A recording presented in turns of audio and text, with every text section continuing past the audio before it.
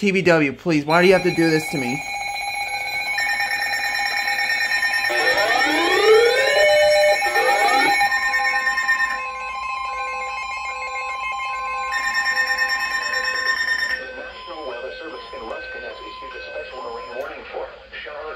Because my computer is plugged in. Coastal waters from Bonita Beach to Englewood, Florida, out 20 nautical miles until 3 p.m. Eastern Daylight Time.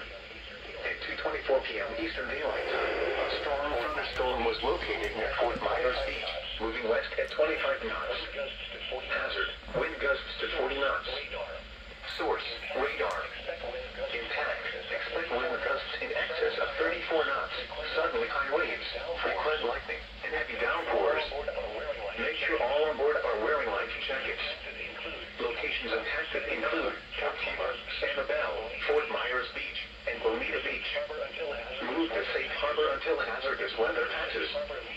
Move to safe harbor immediately as gusty winds and high waves are expected.